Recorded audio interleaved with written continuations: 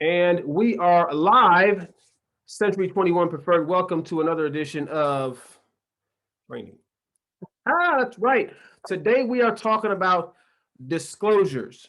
Now, I see I've got Marisol in the building over here. I've got iPhone. I don't know who you are. Maybe you can identify yourself. And I've got Marianne, one of our experienced, well-versed agents. And then, of course, we've got our TC, our fearless leader, Felipe. We've got our office manager, Amber. We've got our admin, Melissa, on this training as well. So we're here to help you guys so that you can be the most equipped agents in the business. As we were mentioning before we got started with the training this morning, is there's a lot of acronyms for the disclosures that we use. And you, especially if you are a newer agent, may not be familiar with what all those stand for. And so we wanted to make sure that you today understood what they stood for and give a brief overview of what those disclosures are. We're going to be looking at today the standard disclosures for a standard sale. Okay. What other types of sales are there besides the standard sale? Marisol, do you have an answer for me? Um, Short sale I've heard of. There it is. I know they got the right answer to the short sale. Rosalie, I believe she said she's iPhone. Yeah, she just changed her name. Rosalia, is that how you say it? I hope I'm saying it right. What would be another type of sale that's not a standard sale? We've got short sale came up. So is there another one? Probate. Probate. Here goes Rebecca. She's stealing people's answers, but no worries. Who else has got one for me? Throw one out there. Another type of sale that's not standard.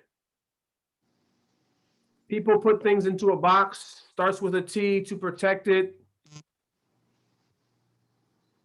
Maybe they trust sale. There it is. That's out there as well. There's REO, or there's foreclosure, bank-owned sales as well. So there's a lot of different types of sales that can take place for you as an agent. And so it's important that you would know the standard sales before we get started into some of the more complex ones. And so for my experienced agents, just so you know, we are actually preparing a short sale training, a probate training, a trust training, and as well as an REO training. So all that's coming down the pipe here so that we can familiarize those of you who are a little bit more experienced also with some more in-depth training for some different types of sales that you may come across. All right. With that being said, I am going to go ahead and start sharing my screen. We're going to dive right on in what we've got right here. And if you don't know where I am, so let me ask this question. We've got some agents on here. Marisol, I like to pick on you because I like the flower, I guess. I don't know. Where am I now? What do you see on the screen? Have you been in here before? Yeah, yes, I have. What is this? It's like where the zip forms are at. Marisol, you're a sharp one. Very good, very good. Yes, we are in zip forms. Marisol, how long have you been an agent?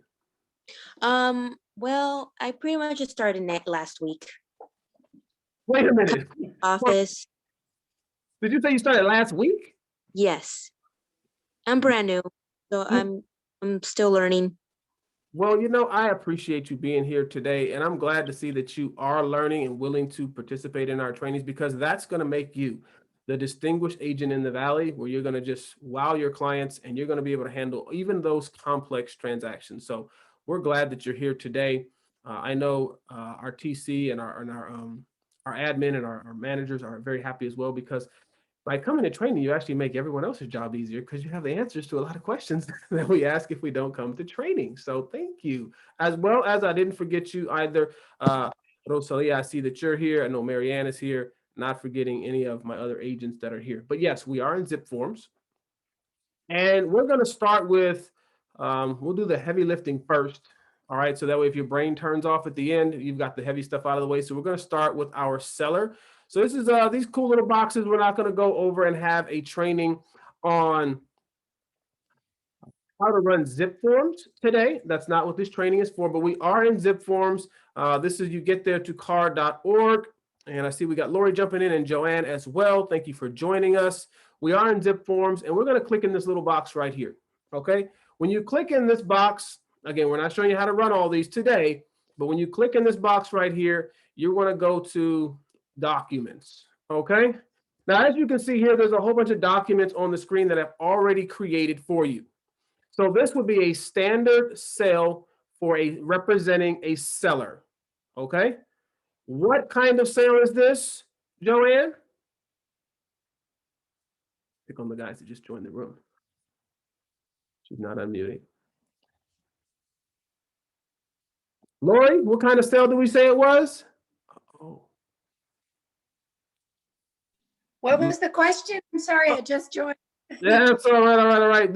So you Standard sale. standard sale. Rebecca's got the answer. We're talking about a standard sale, the Rebecca. seller's disclosures. All right. Awesome.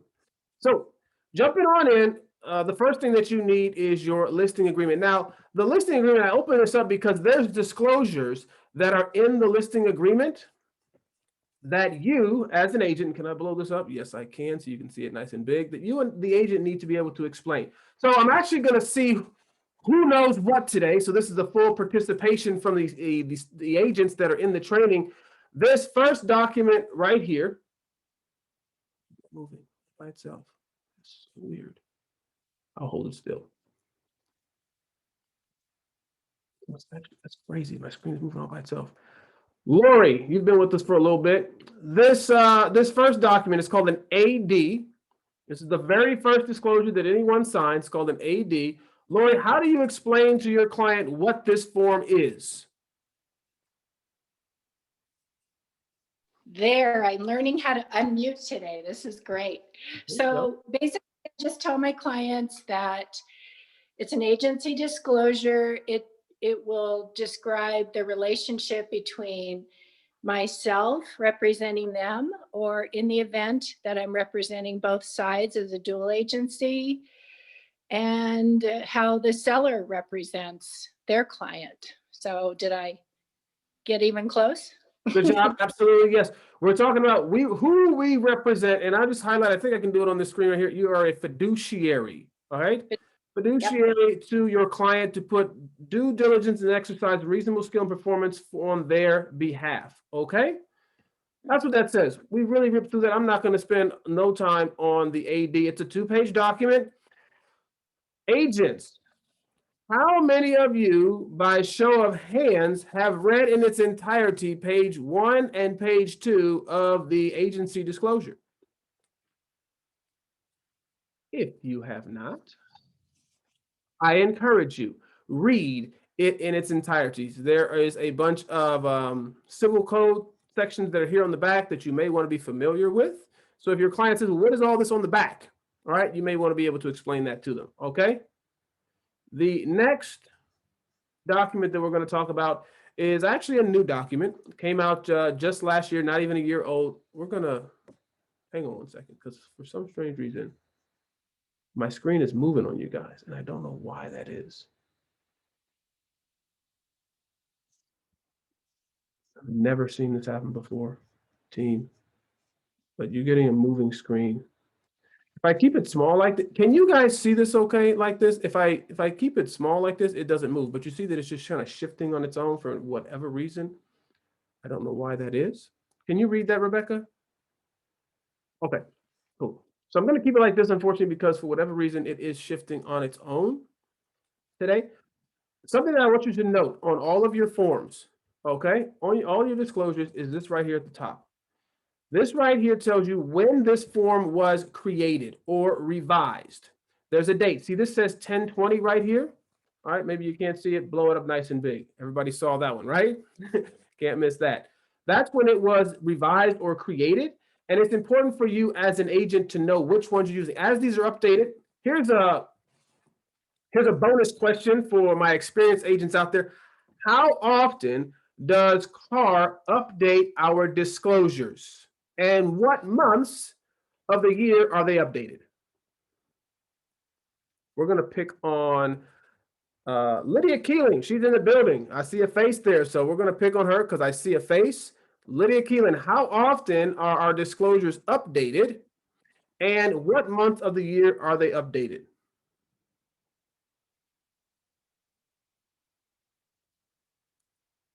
Does anyone want to help Lydia with the answer to that question? Isn't it Is once? it twice a year? Twice a year, there's the right answer. And what months of the year? Marisol, you're the bright new shining star. I am Is it sorry. June and October? June, and the next month is December. Very good, very good. June and December is when we typically see these new disclosures come out, and when they're released to us. Now you'll see here, this one's for October, so you can see that's when it was created, because this was something that came about when they created, rather, was in October. But of course, these are all released in either June or December. Okay, Felipe is actually going to have something coming up here, because the RPA is actually being revised, and we're getting a new one coming out here in June. Okay, so this is a fair housing discriminatory advisory. This is actually, I can't say specifically why it was created, because this was actually a part of the listing agreement that we cannot discriminate, in the purchase agreement as well. However, folks were writing letters, trying to get everything, their pictures of their families and all that to try to secure homes. And C.A.R decided that they were going outside of the boundaries, and it could be looked upon as discriminatory based on choosing someone's home that you're going to sell to with their family size and how much they love the home. So this one here is created, and this just basically says we cannot discriminate for any reason whatsoever when we are looking to sell our home to someone. Okay, I'm not going to spend a ton of time on it. You have to read these.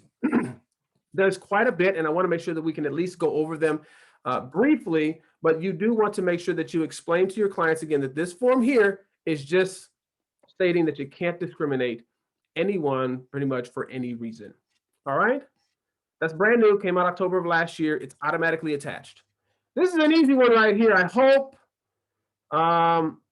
Who can tell me what the PRBS, summarize that for me in a sentence or two? What would you explain to your with your client what this is?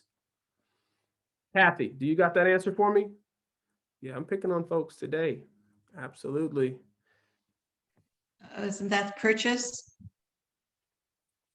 Kathy, thank you so much for chiming in. The possible representation of more than one buyer and seller, where this one here is saying we can represent multiple buyers and multiple sellers at the same time, as well as represent the same buyer and seller for a property. All right, so that will be your easy explanation for what this document is. Everyone, I encourage you to read over these documents completely. Don't have your client signing something and you, of all people, don't sign something that you haven't read in its entirety. All right, very good. Here's a great one. This one's been around since 12 of 17. The wire fraud advisory known as the WFA. Lydia, I'm picking back on you again. Explain to me, what is the wire fraud advisory in brevity so we can explain it to our clients? Are you there, Lydia?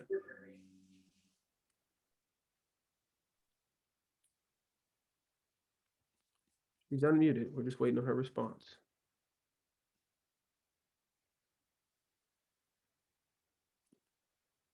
Nope. See, I'm helping you guys with your Zoom today. So we're getting a little bit of practice.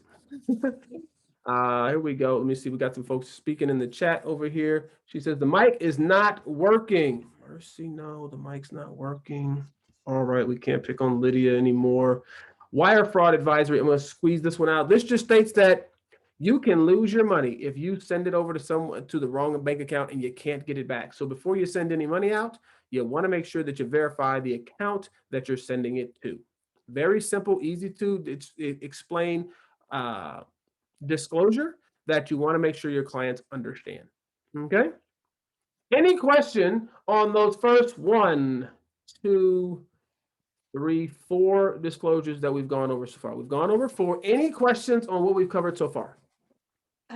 I just have something to say. Mm-hmm. On the agency disclosure, Mm-hmm. at the bottom, the signature line. Right there, folks. Okay. I have seen offers come in where if you guys are representing the buyer and the box for buyer is marked, you should not have, the seller should not be signing this disclosure. So I've seen it where it comes back, buyer signs it, they mark the box, it shows our agent's name, and then the seller signs it too and marks the box for the seller. Don't do that. Thank you so much, Rebecca. This is specific to your client. So while you can check this little box right here and you'll see that he'll turn blue, and you can check the little landlord box or you can uncheck whatever box. This is to your client that you represent. So if you represent a buyer and a seller of the same property, they're each going to get their own separate AD. All right? I just want to say also, it's okay for you guys to kick things back. Kick it back if it's wrong. Kick it back if it's missing information, because they should be doing it correct the first time, whether you're on the buyer or seller side. Whoever's, you know, doing something wrong or missing or whatever, kick it back, because by doing it wrong, you guys are causing to add more disclosures to correct something. Mm-hmm. So it's okay to kick things back and have them fix it. Yes, don't feel bad if someone did not properly fill out a document to tell them, unfortunately, that's wrong. Can you send it back? Because once things are signed, we cannot alter them. All right, so you do your due diligence, please, as agents, and read everything twice, at least twice, read everything before you send it out for signatures to make sure that you yourself haven't missed your license number, the brokerage license number, an agent, your client's name or anything like that. All right. We're going to skip over, of course, this is a listing agreement. So we're going to skip over the listing agreement part because that's a separate training in itself. That's our 5-page RLA. That's going to bring us down to our seller's advisory, the SA. So let's pick on, let's see, Heidi. Heidi is here. Heidi, is your mic working? Could you explain to us in brevity how you would explain to your client what is a seller's advisory? What are they signing here on this 2-page document? She's figuring out how to unmute. Hold on. Hi. Thanks for picking on me. You know what? I'm not sure how to answer that question. I'm new. Can you hear me? What happens is when you're close to someone else who's listening, so one of you just has to mute and then you don't get the feedback, but no worries. But thank you for being honest. And that's, of course, why we're all here today. Okay. Okay. I'm gonna go ahead and mute you real quick so that way it's nice and quiet over there for everybody. Seller's advisory states that the seller must disclose anything and everything that they know regarding material fact of that property, whether or not there's been a death on the property, whether or not it's in an HOA, is where I really stop there because there's so much more that comes with it. But it's you must disclose everything that you know regarding the property. Okay, that's it. Very simple 2-page document, and there you go. And then last but not least is, and then again, don't forget down here, make sure you're filling in all of the pertinent information that goes there. I've never seen anything in other terms here. Typically, you're just going to put in your broker information and your information. Okay. Next, we're going to David, excuse me. So on that seller advisory, we were just talking about that yesterday. That references the TDS, the transfer disclosure statement, which is where all of those questions. So if they ask, well, what is this TDS? And you say, oh, glad you asked, because we'll be getting to that. If you're representing the seller, if you're representing the buyer, then the buyer is going to be receiving that from the seller's agent. So super, super important material facts. Good job, David.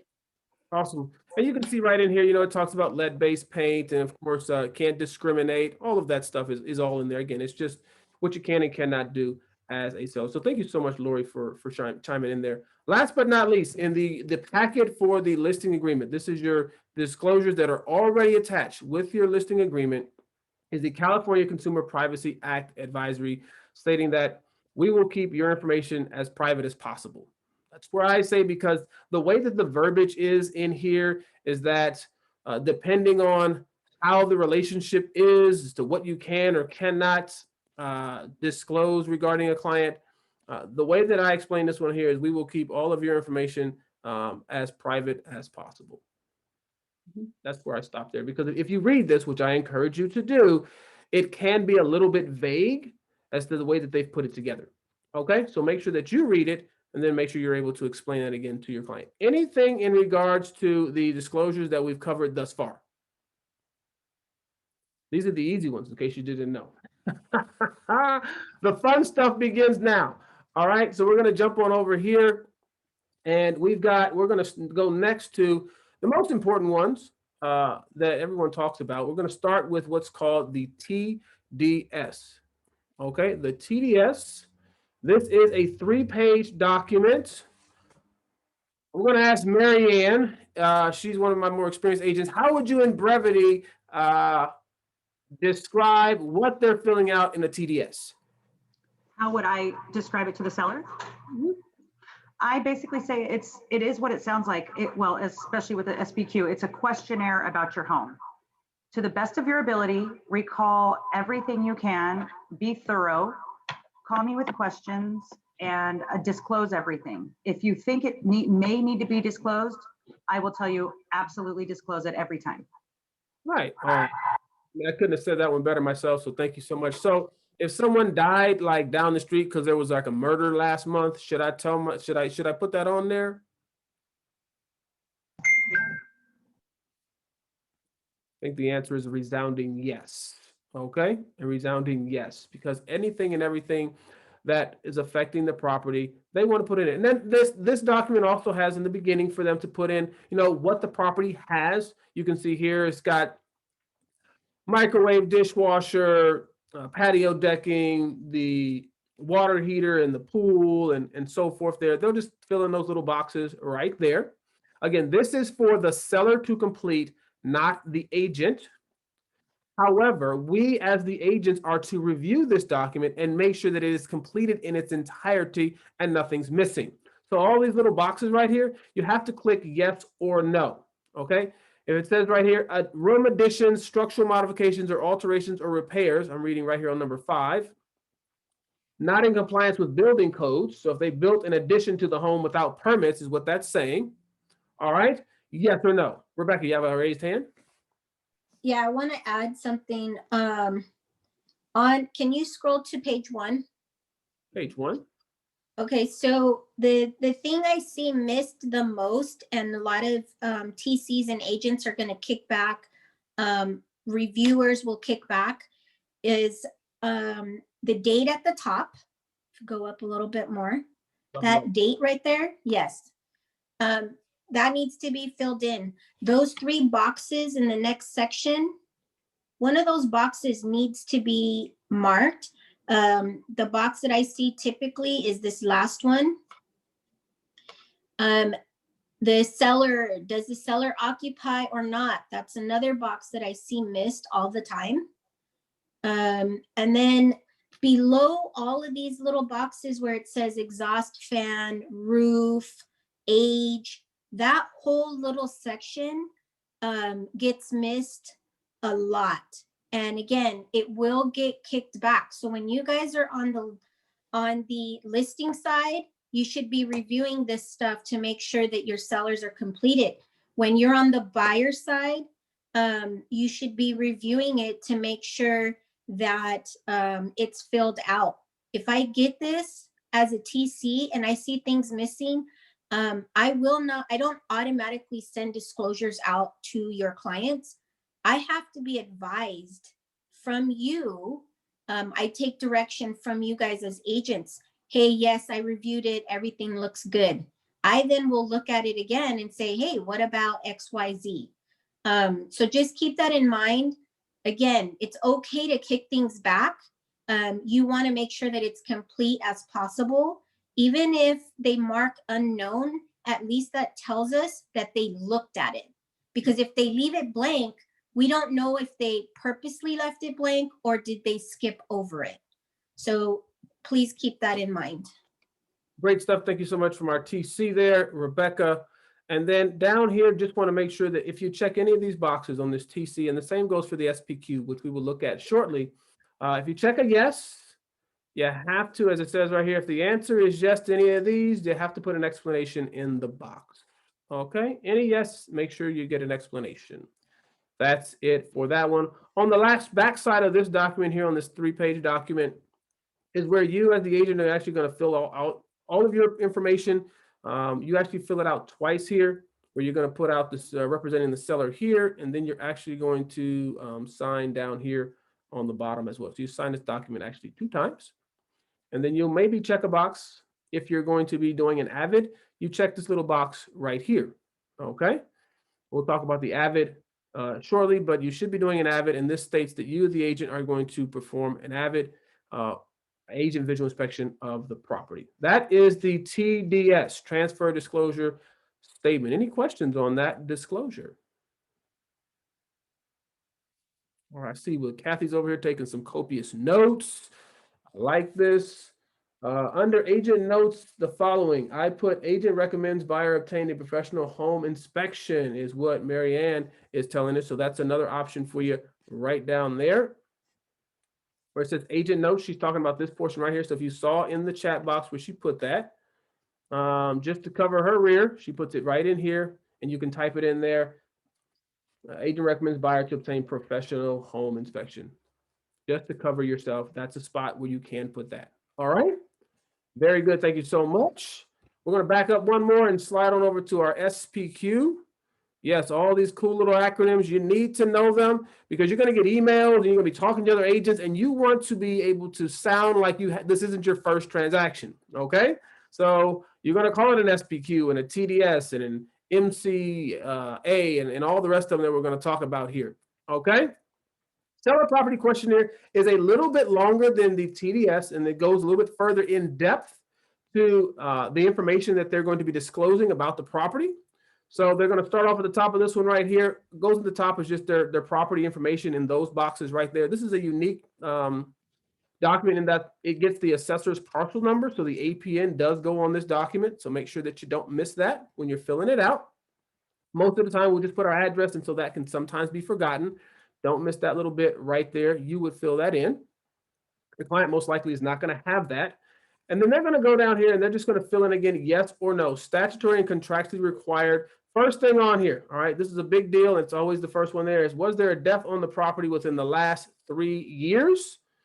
Okay, people want to know these things. And so that's the first question, yes or no, that they're going to be answering. And if it's a yes, they just put an explanation. You know, the homeowner died of natural causes in their home, in their bed. Okay, and they would put that in there. Now, if it was a suicide, you have to put that on there. So just so you know, they're going to go through, they're going to fill out the boxes, yes or no. It talks about repairs and alterations. If they've done any changes to the homes, they're going to put all that information. Structural systems that are in the home, if there's any defects to them. If there's been any if there's been any insurance claims against the property, they're also going to answer that question about it because that can affect the property's insurability in the future. A buyer would want to know that. Mold issues, they're going to disclose that. If they have pets on the property, have had any pets living in the home, they're going to disclose that. Boundaries, you know, it could be, if it has acreage or something, it's not fenced in, they need to disclose everything that they know regarding that. Landscaping, pool and spa, they need to disclose everything they have there. If it's in an HOA, this one here, gets, so I'm going to go over it. Is that where you were going? Yes, that gets missed so much. I got you today, don't worry. Okay. Sometimes forgotten because you say, I don't live in an HOA, so they'll leave this blank. Well, I don't know if you looked at it or not. I don't know if you live in an HOA or not. So here, if they don't live in an HOA, they can write down here an explanation. They can put no on everything and put not or not applicable, but don't leave this blank. Okay? Is that covered, Rebecca? Because I knew you were going there. Yes, so the first thing that happens is they see the word condominium and they don't read the rest of the question. Mm-hmm. So then they just bypass it. So I could live in a house, but I could still have common interest development and other subdivision, blah, blah, blah, right? HOA stuff. So agents, please remind your sellers, and when you're checking these things, again, you guys, a lot of this stuff that you're going to learn is going to be based on the fact that you actually read the disclosure. And I'm saying that with the heart. Okay, I have a quick question. So it says if applicable. So even if it says if applicable, agents still have to check. And then if it's no, they could explain why. Right, because what happens is, they have to, you can't leave it blank. Right. Yeah. Okay, because as a reviewer, I see this blank a lot because it says if applicable, and I've been letting it slide. So I just wanted to make sure. If they mark on the comments that says NA, that tells me that they looked at it, but they cannot just leave it completely blank. Okay, so they Again, could because I don't put know. NA. I don't know if they've missed it or if they really don't, it really doesn't apply. So they have to note something on there. Okay. Okay, thank you. This is what we're talking about right up in here. All right, everybody. Sorry, the screen moves when I zoom in. I don't know why that is, but that's what we're talking about. Legal ownership, liens against the property, claims, all that. They're going to answer that. Anything they know about the neighborhood, they're going to fill that portion in. Anything affecting the property, governmental. Yes, it's kind of crazy, right? And then, of course, anything other. All right, they'll go down there. Just again, they just need to read it. They're not difficult questions. So I would encourage you to just do not fill this out for your client. They must do this themselves, the TDS and the SPQ. All right. I tell them if like Marianne already said, if you think you should disclose it, the answer is yes. Okay. It's better to disclose what and not necessarily we would say need it than to not disclose and find yourself in court. Okay, because you may not have been in court for real estate recently, but it happens every day. People are suing people. All right, especially in this market right now, as fast as things are moving, people are making mistakes, and I would dare to say that there's some lawsuits coming down the pipe because of how quickly people are running through these transactions and might not necessarily be crossing their T's and dotting their I's as they should. So don't let that happen to you. All right. That's the SPQ. So now you know what it is. If you didn't know, that's a standard disclosure that goes with all your transactions. Good question, David. Right, Lauren? Excuse me. So this is a delicate question to ask your seller when completing this. And I'll let you give the appropriate legal answer, even though I know you're not an attorney. But if the seller discloses there was a death on the property within the last 3 years, is it okay to ask if they just say yes, is it okay to ask them about whether or not the death was related to COVID? So are you asking what I asked that question? How would you answer? How would we be able to ask our sellers that question, specifically bring out the COVID question? You know, did they die of COVID specifically? So I personally would ask nothing. Okay. I don't want to know because anything that I know, what must I now do? Disclose it to the next buyer if they walk away. Exactly. So Okay. I don't want to know anything. Now, when you fill out this TDS, it's my responsibility to read it. But if you said they died, they died. It doesn't matter to me how they died. And I'm not going to ask that question whatsoever. It's kind of like along the lines of the Megan's Law database. I would never go on that website ever because if I know where sex offenders are, I have to disclose that now. I don't want to know. Gotcha. Very, very good. Thank you. Yeah.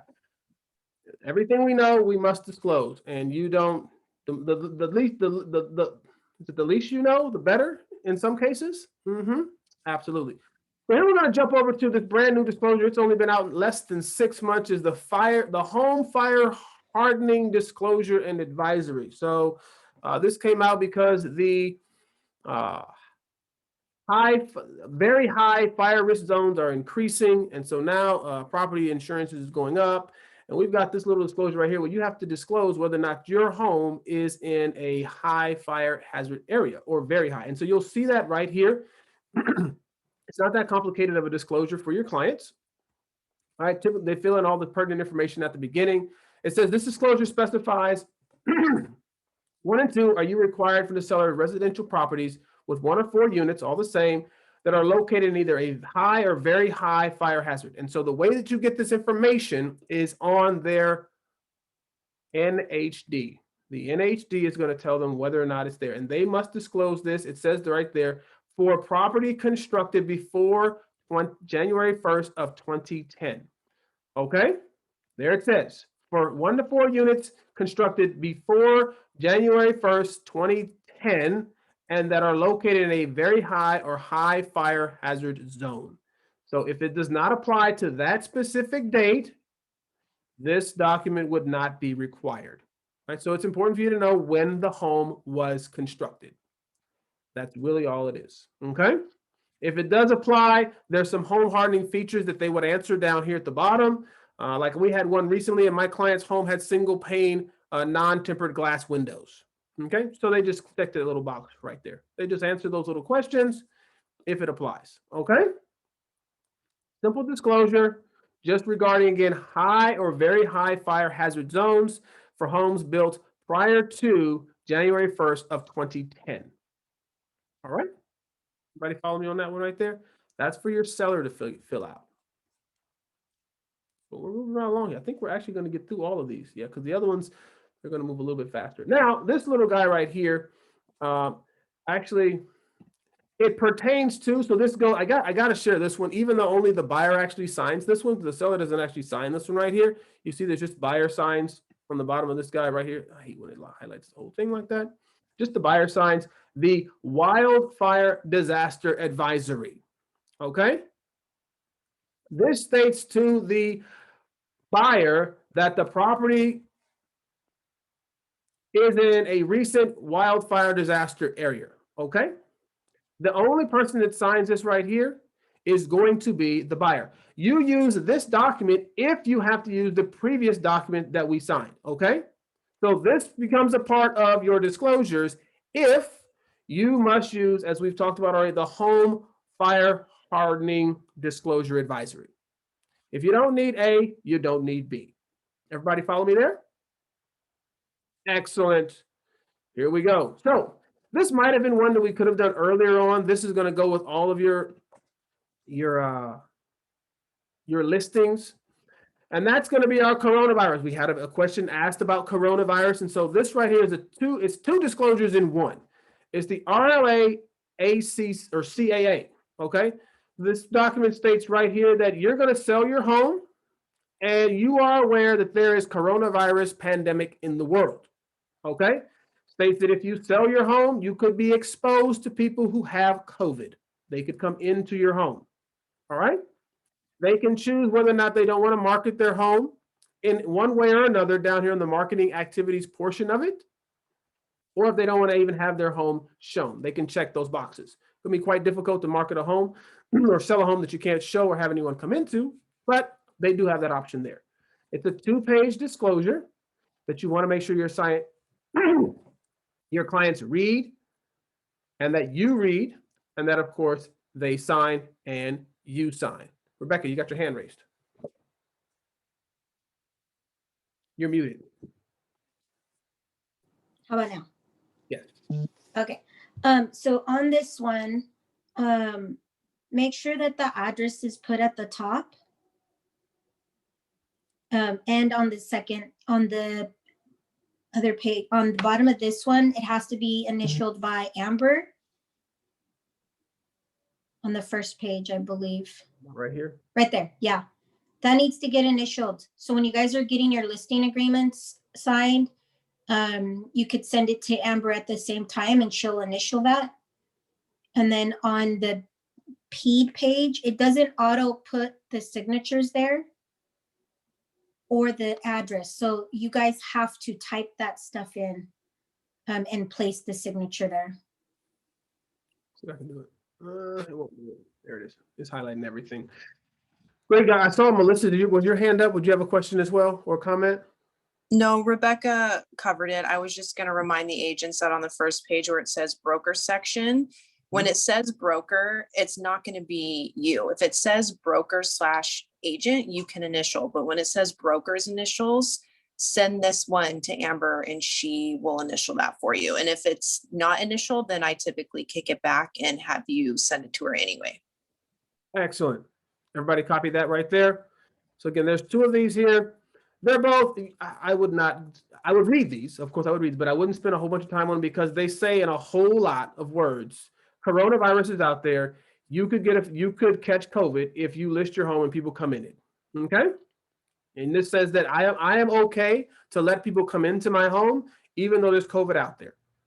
You just want to make sure that on the PED portion of it, this portion here, that you check the box for your seller. All right, because this is not checked on its own. You put their information here and you have them sign it, because as Rebecca said, if you're using like a DocuSign or something, for whatever reason, it doesn't populate this information here. All right, so you do want to make sure that those are properly filled out. All right, this second portion down here of this document just talks about the rules and regulations for showing. So that's all it is. Rules and regulations.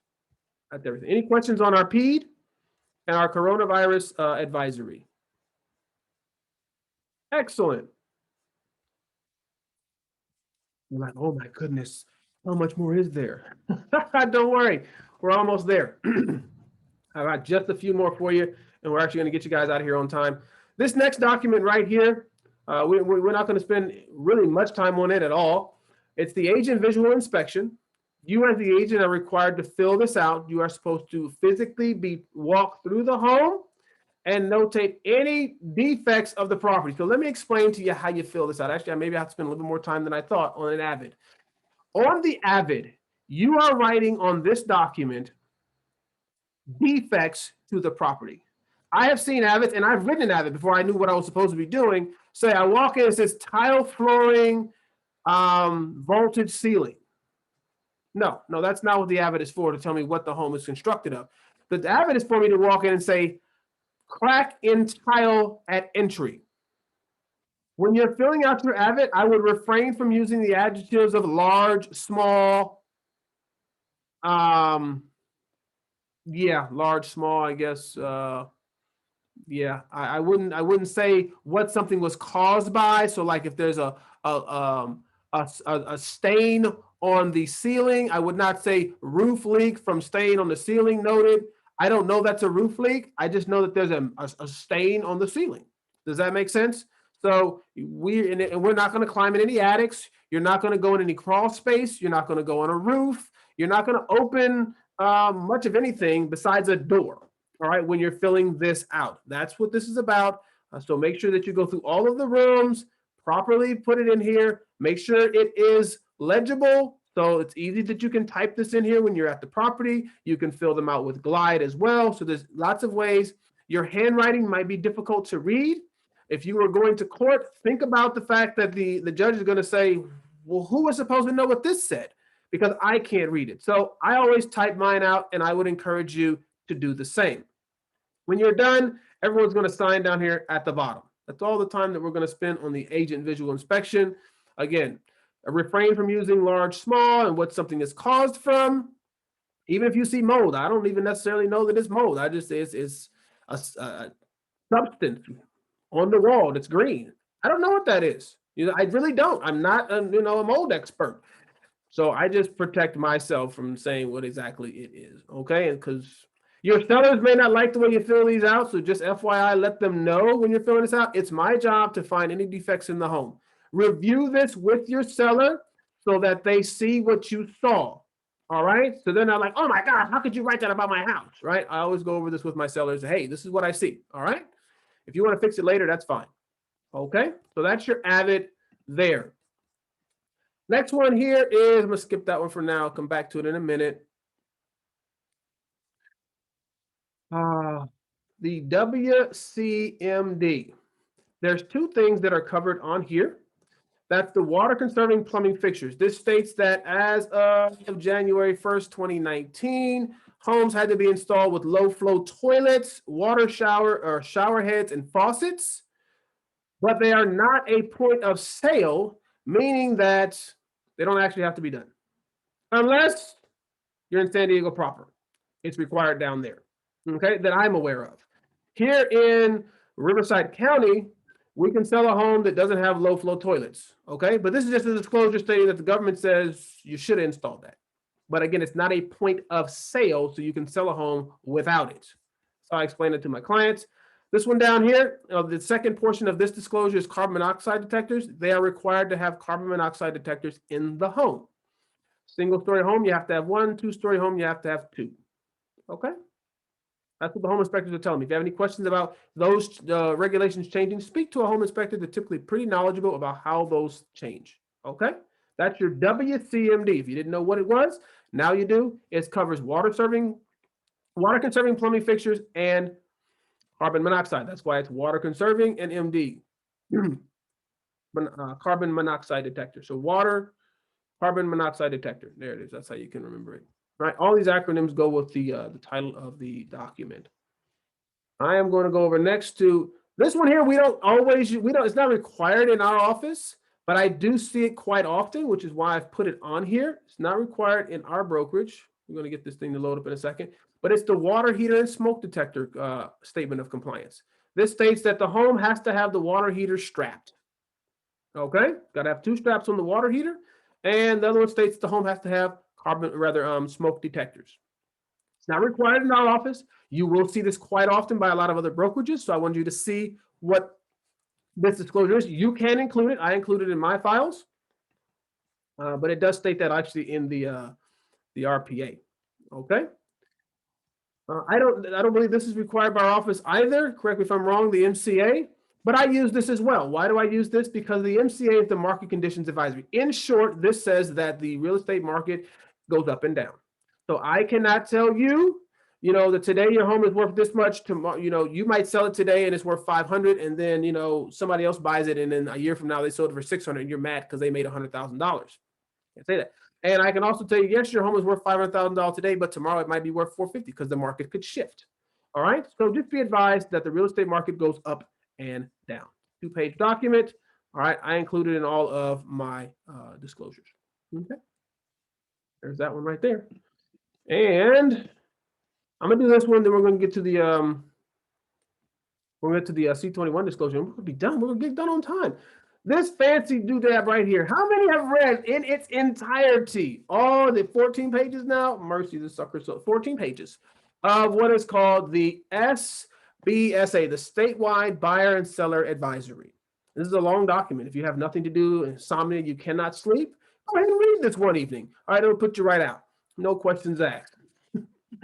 This goes over the buyers and sellers' rights and responsibilities, as well as the brokers in the sale of a home. The beginning portion here is a summary of all of the sections that are here. The responsibility of the buyer to do their inspections, the property, how the property can be used, offsite, as it says there in the neighborhood, the legal requirements for the seller, contractual obligations, other factors affecting the property, of course, local disclosures and advisory. It breaks those all down as to what needs to be disclosed regarding the property. We are not going to go over all 14 pages of this, but it talks about, you see the septic systems and the soil and the square footage. That just reminds me, I got to bring up something else for you guys. Well systems, termites, permits. What else I want to talk to you guys about? The heating and air, insurance, whether or not there's been claims and how that can affect the property. Marijuana, that's a big deal now in California, how that pertains to the sale of real estate. Rent, pools, mercy. It goes on. The offsite one there talking about, like I said, golf courses and so forth, neighborhood resources, the legal requirements, what you're required to disclose about a property. All of that is right there as well. They get all the way to the bottom of this wonderful document, and then everyone's going to sign. Okay. I forgot one document, and correct me if I'm wrong. No, we changed it. We took out the square foot. Is that correct, Rebecca? We don't have the square footage? I don't. It wasn't. We did. We had it, then we took it out. It is on our checklist in Sky Slope. I do see some agents still using it. If I see if I receive it, I will pull the real list so that they could see that disclosure with the real list with the numbers matching. I don't like to not send them together. Awesome. That's a separate disclosure that is no longer required by our office, so it's not in this training. So I would say it's not required. You don't have to use it. Don't worry about it. So I show you the ones that I use. But again, for the office, you must have everything that we talked about, minus the market conditions advisory is not required, and neither is the water heater and smoke detector. see those from time to time. So I did put those on there so you can see them. The last four that we're going to look at are quite easy. These are Wait. simple to explain. Oh, darn it. Not quite. Rebecca took over. Yes. Enviro. This guy right here. Where I can't see that. Oh, look it. Come on now. We got Okay. you. All right. That's also in your zip forms too. This is environmental hazards booklet receipt. This states that we sent over to the buyer the environmental hazards booklet's like 187-page PDF about all the environmental hazards when purchasing a home in California. So this is, you're going to have them sign. That's all I tell my sellers. We're sending over to the buyers environmental hazards booklet. This is a receipt stating that we sent it to them. That's what that one is right there. This is not in zip forms. So if you do not have this form, yes, it is. It isn't. Yes, it is. I'm sorry. You just have to go. We'll show you. I'll show you how to find it. You go over here to all forms. Okay. It's a little difficult to find. And you go up here to this little guy right here. And down to, is it California EPUDs? Uh-huh. Go into that guy right there. And Take out that, yeah. okay, cool. And then you're going to go down to It's the last one, 6 is 6. There it is. Okay. So I'm going to show that to you one more time for training purposes so you know. Typically when you come in here, you're under, I'm under like all, so I can see everything maybe. But you're going to go into the library and you're going to go to EPUDs right there. And you're going to stick item number 6, and that will populate for you what's in there now, which is the environmental hazards booklet. Okay. I have mine in another file, so I just drop it in as a PDF, but the same document will appear. Business affiliated, if you're using America's Escrow, hopefully you are. I don't know. They seem to be pretty great for me. If you're representing a listing, you get control of who you use. This just states that Century 21 Preferred owns them, so they have a vested interest in them, and of course can make money from us using America's Escrow. Okay? That's all it says. They're affiliated business with Century 21. Melissa, hand up. I have a question. So for the environmental hazard booklet receipt, do we also require that for commercial property? Great question on commercial property. Commercial property does not fall into the category of 1 to 4 units, and I would believe that all falls into the category of 1 to 4 units. Different transaction with the commercial. Okay, perfect. Thank you. Next to the last one is the Century 21 independently owned and operated. This one here, I tell my clients, this states that if we screw up so bad and you want to sue us, you're not suing Century 21 corporate, you're suing Century 21 Preferred, a franchise. That's it. All right. That's what that one states. And then if you this one here's a good one to get just signed right up front if you think that you might be representing both sides. This is the Century 21 dual agency disclosure stating that Century 21 could represent both sides, buyer and seller, and then of course everyone has to agree to those terms as well. That is everything we got for our disclosures. It's 11:59. Rebecca, do you have anything you want to add, or Felipe, or Melissa, or Amber that you feel we need to include in our disclosures today?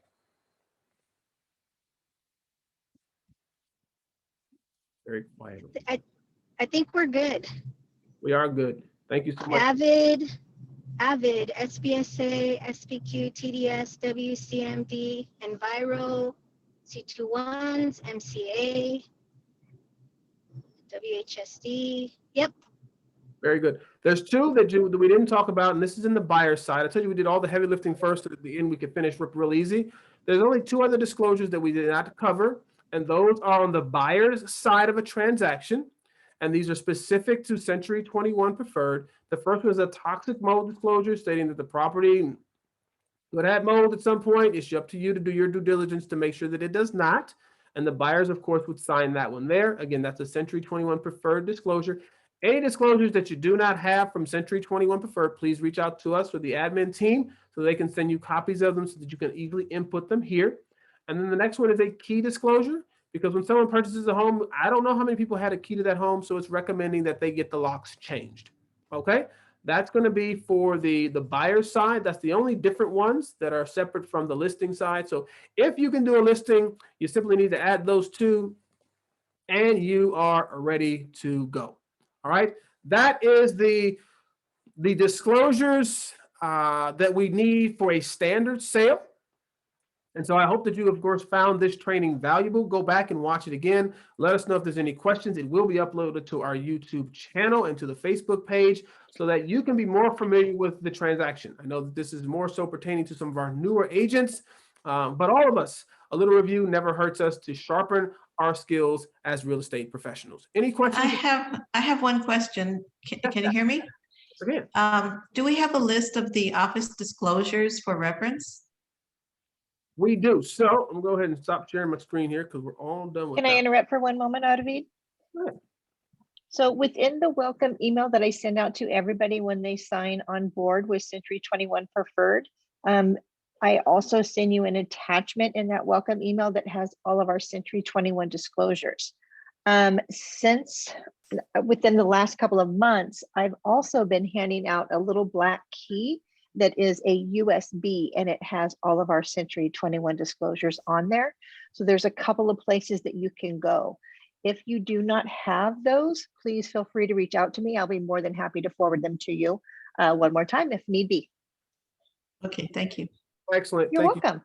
you for that, Amber. Yes, and then there is, of course, our contract to close sellers. We sent that out. So if you had not received that, just reach out to our team. They'll get that. And then also today going out is going to be our contract to close for buyers. And so that's all the steps that you need. It's got all those mentioned in there as well. So you just simply check the little boxes as you're going down and nothing is forgotten. All right. Any other questions? We're all set. I did see that there was a mention in the chat box. Marianne asked, what is natural death? We've seen on one of our disclosures. Natural death, I believe, would be someone just dying of natural causes in their home. All right. That's all for today. Thanks again for joining us. We wish you guys the great rest of your week, and we will see you next time.